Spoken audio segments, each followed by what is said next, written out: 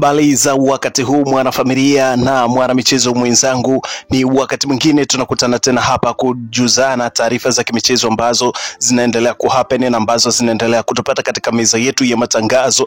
Ni wakati wetu sasa kukujuza wewe mwanafamilia ili uweze kujua kwamba ni nini kinachoendelea kunako anga la michezo hapa Tanzania na nje ya mipaka ya Tanzania. Bana, tunaweza tukasema kwamba taa ya kijani sasa imewaka na bodi ya ligi. Huenda kuna jambo zito ambalo limetokea hivi punde na taarifa zote tunazo hapa katika meza yetu ya matangazo. Ni nini kilichotokea kunako bodi ya ligi kuu Tanzania bara NBC Premier League? Bana, taarifa kamili tunayo hapa, tuungane sote kwa pamoja tuitazame taarifa hii kwa undani kabisa. Lakini kabla hatujafika huko, ni kualike kwa wewe ambaye ndo kwanza mara yako ya kwanza kujiunga nasi. Hii hapa ni H&T Media ambayo inakuletea taarifa za michezo. Hakikisha kwamba unabonyeza maandishi ambayo yameandikwa subscribe hapo chini ya video ili usiwe unapitwa na taarifa zetu. Hakikisha kwamba unabonyeza maandishi ambayo yameandikwa subscribe, lakini pia utaifuata alama ya kengele itakayojitokeza pembeni hapo. Ili husu kwa kufanya hivyo utakuwa wa kwanza kupata taarifa zetu wakati punde tu tunapokuwa tunakuletea taarifa nyeti kabisa kama hizi hapa. Bana, kupitia ukurasa wa mitandao ya kijamii wa TFF na bodi ya ligi wameweza kuposti barua ambayo imeitikisa nchi, tunaweza tukasema hivyo. Ni barua ambayo imekuwa ni ya mshtuo sana. Taarifa kwa umma. Mwenyekiti wa bodi ya ligi Tanzania TPLB Bwana Steven Mguto amewasilisha barua yake ya kujihuzuru wazifa huo. Katika hatua nyingine, rais wa shirikisho la mpira wa miguu Tanzania TFF Wallace Karia amemsimamisha kazi afisa mtendaji mkuu wa TPLB Bwana Almasi Kasongo. Bana, huu hapo ulikuwa ni uharaka ambao umepostiwa kunako ukurasa official kabisa wa Instagram wa TFF na ligi kuu. Mara baada ya taarifa hizi, kumekuwepo na taarifa nyingi zikienea mitandaoni juu ya Wilfred Kidau kwamba naye huenda anaweza akajihuzuru kama dimandi ya klabu ya Young Africans ilivyokuwa inahitaji. Mapema leo tumeona taarifa za kuahirishwa kwa dabi ya Kariakoo kutoka tarehe 15 mpaka tarehe 25, lakini pia tuliamini kwamba kuna jambo lingine litatokea kutokana na kwamba bwana Karim Boimanda ambaye pia ni msemaji wa bodi hiyo ya ligi kuu alisema hivi karibuni kutakuwa na taarifa nyeti ambazo zitatolewa. Nafikiri kwamba taarifa nyeti ambazo tulikuwa tunazisubiri ni hizi hapa.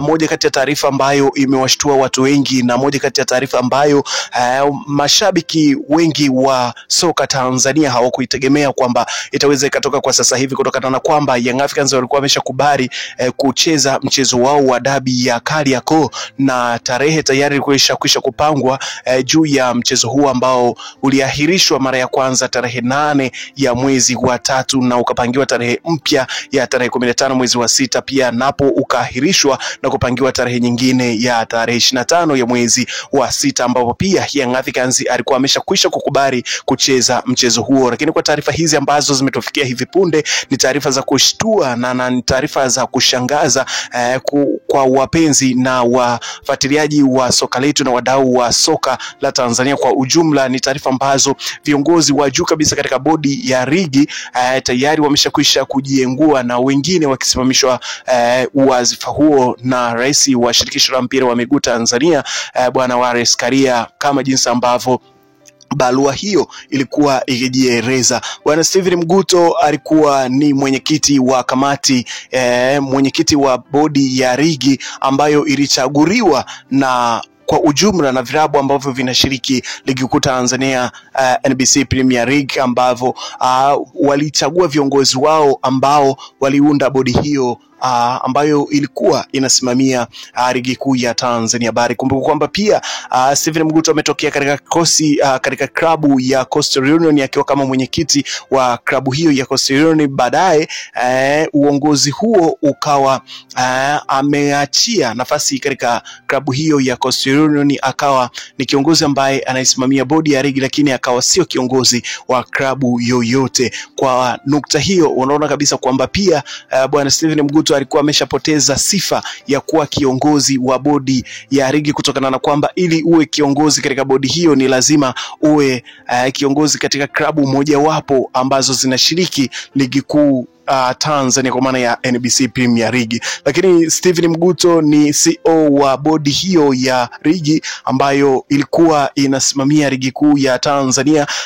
Bwana Steven Mguto ameingiwa dosari kutokana na zile kashifa za kuahirishwa kwa dabi ya Kariakoo, na watu wamekuwa wakimtupia na kumnyoshea vidole kwamba yeye ndiye amehusika kwa 100% kuahirishwa kwa mechi hiyo, kutokana na kwamba yeye ndiye mwenye kuamua sakata hili ambalo pia linaendelea kuzua sura mpya siku hadi siku. Lakini kwa taarifa hii sasa unaweza kuona kwamba kila kitu ambacho Young Africans walikuwa wanakihitaji kwa matakwa yao wenyewe binafsi, na huenda wakafurahi kutokana na kwamba walichokuwa na kidimandi tayari kimeshakwisha kukamilika. Lakini si chote katika matakwa yake ambayo aliyatuma katika bodi hiyo ya ligi na TFF, alihitaji bwana Steven Mguto aweze kujihuzuru, lakini pia Almas Kasongo kama CEO wa bodi hiyo naye pia aweze kujihuzuru na kamati ya masaa 72 ivunjwe, lakini pia katibu mkuu wa TFF bwana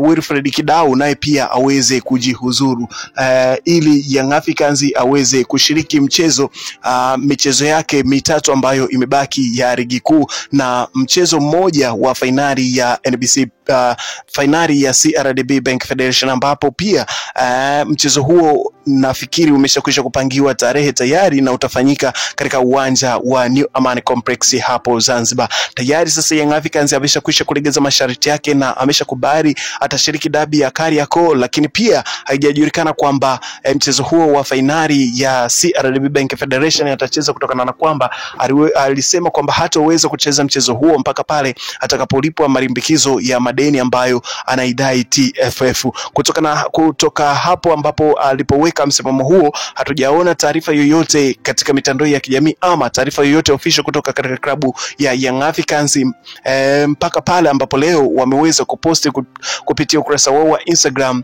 wameweza kuposti tarehe mpya ya mchezo wa Kariakoo Derby ambao umeshakwisha kupangwa tayari. Huenda kutakuwa na taarifa ambazo atazitoa juu ya haya yanayoendelea kwa sasa, na tuendelee kusubiri ili sasa wewe wa kwanza kuzipata taarifa zetu. Hakikisha kwamba unakuwa pamoja nasi na unatufuatilia, lakini pia usisahau drop comment yako hapo katika comment section katika haya yanayoendelea. Niandikie comment yako, mimi nitakuja kupita nayo katika update zinazokuja. Ewe mwanafamilia wa HNT Media ambaye umetenga muda wako kuzifuatilia taarifa za michezo ambazo zinakujia kila siku kila wakati. Lakini pia kwa upande wa klabu ya Simba Sports Club, huenda nao wakawa na taarifa ambazo watazitoa kupitia mitandao yao ya kijamii kutokana na haya yanayoendelea, kutokana kwamba pia siku ya jana waliweza kuandika na kutoa taarifa kwa umma juu ya msimamo wao wa kushiriki dabi endapo kama itaahirishwa Simba Sports Club hatashiriki mchezo huo wa namba 184 kutokana na kwamba umeshakwisha kupangiwa tarehe na bodi. Lakini pia kwa leo viongozi wa klabu hiyo wa ngazi ya juu kabisa wameonekana wakiwa Ikulu jijini Dodoma, ambapo walikuwa wameketi na rais wa nchi ya Tanzania Mama Samia Suluhu Hassan, kutokana na kwamba walikuwa wameitwa ili kumaliza mgogoro huo sambamba na viongozi wa klabu ya Young Africans. Katika viongozi wa Young Africans alionekana makamu wa rais Al-Fatih Haji, alionekana pia CEO wa klabu hiyo bwana Mtine, lakini pia alionekana GSM katika picha ya pamoja ambayo walikuwa wamepiga na rais wa nchi Mama Samia Suluhu Hassan katika kumaliza mgogoro huo ambao umevuta miezi kadhaa kutoka kwa mechi ya kwanza ilivyoahirishwa Machi 8. Bana, endelea kupata taarifa zetu kupitia katika mitandao ya kijamii, hasa Instagram ambapo utatupata kwa jina la HNT_media_tz. Hapo utaweza kupata taarifa zetu nyingine ambazo zinakujia kila siku. Usisahau pia kutufollow ili uendelee kupata taarifa za tetesi za sajili hapo katika mitandao yetu ya kijamii. Na hii hapa ni HNT Media, bye bye.